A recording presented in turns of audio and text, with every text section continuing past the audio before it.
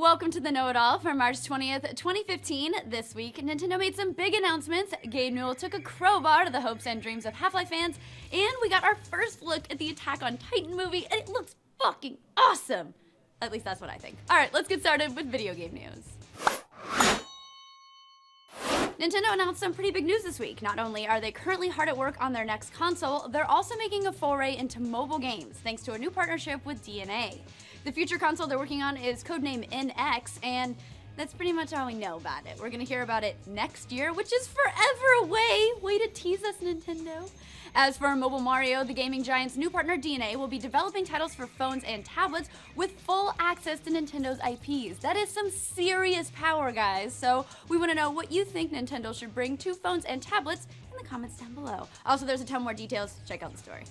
In an interview that was released this week, Valve god Gabe Newell all but crushed the hopes of those who believed Half-Life 3 might finally be on the horizon. Speaking to Jeff Keighley, Newell discussed the nostalgia people have for franchises they enjoyed in the past and understanding that they just want to continue that experience. But then he followed it up with this. But you know, if you want to do another Half-Life game and you want to ignore everything we've learned in shipping Portal 2 and in shipping all the updates on the multiplayer side, that seems like a bad choice. You know, someday I hope I reach the point where millions upon millions of people wanting to just rocket money my face is still considered a bad choice.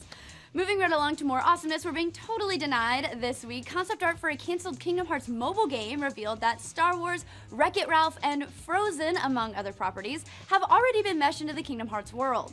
The title was called Kingdom Hearts Fragmented Key, and it was in development between 2011 and 2013 before being totally scrapped. Now our best guess here at The Note is that with Kingdom Hearts 3 finally on its way, Square Enix probably wants to save those more blockbuster worlds for a truly major title. At least we can hope. That's all for video game news this week, but if you haven't already, please check out this week's episode of The Patch, where we discuss whether or not the cops in GTA 5 are racist, and Gus and I make fun of Ryan's classes. In the Patch Game Club, a romantic gaming bonus this week, Gus, Ryan, and Ashley discuss Hatchful Boyfriend and its secret murder mystery core, which is disturbing and awesome. You can't even say it, so weird. If these words and more your speed this week on the leaderboard, Jared and I covered all things Poland. We argued about how to say Katowice, and a North American team finally took a big win in League of Legends. All right, enough talk about gaming. Let's move on to movies. This week was a very exciting week for fans of the smash hit manga and anime series Attack on Titan, as we got our first glimpse at what the live-action film is going to look like.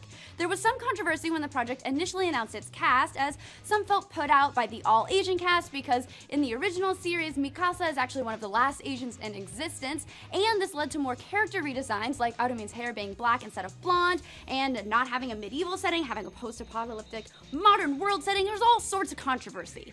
However, the trailer does make both the regular Titan and Colossal Titan look freaking awesome, at least in my opinion. So if you were pissed off before, are you excited now? Let us know in the comments down below.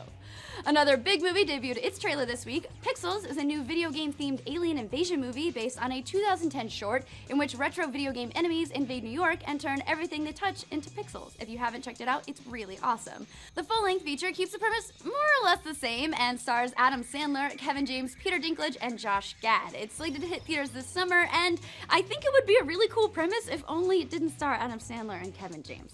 Just my 2 cents. We also have 2 exciting movie-themed interviews up this week. First up, I got a chance to talk to the cast of Insurgent, which is out in theaters now. And if your Divergent knowledge is a little rusty, this update has everything you need to know before you put your butt in a movie theater seat this weekend. I was so close to Theo James, it was very exciting. Also, did you know that Ansel Elgort plays WoW? Kids these days. Ashley got to sit down with Paul Feig, who's helming the new Ghostbusters movie, along with Rose Byrne and Bobby Cannavale to discuss their upcoming stunt work in the movie Spy. Check all that out, it's very exciting for us, and we'll move right on to tech and science news. In a move that makes me feel like I'm already living in some weird post-apocalyptic world, an anti-robot protest took place at South by Southwest this past weekend. The protesters were rallying against artificial intelligence, which they believe will destroy us all. Sounds kind of crazy to be perfectly honest, but some of the smartest people in the world right now, like Stephen Hawking, have already given us similar warnings. So maybe it's time to put down our phones and pick up picket signs? I like Twitter too much. And finally, a candidate for the controversial Mars One project, which would send a small group of people on a one-way trip to Mars, has spoken out against the project, implying that the whole thing is basically a disorganized sham. Dr. Joseph Rocha is a former NASA researcher with a PhD in physics and astrophysics, so he's already pretty smart, who got involved in the project out of curiosity, but soon became concerned with the selection process for candidates after his several days of rigorous physical and psychological testing turned out actually to be a 10-minute Skype call with a doctor. Woof. That's all for this episode of The Know-It-All, but before we go, we want to remind you that RTX tickets are on sale right now, and you can grab yours by clicking the link in the description down below. The annual celebration of all things RT and beyond will take place from August 7th to August 9th this year and has expanded beyond the convention center. We're growing up. It's so exciting.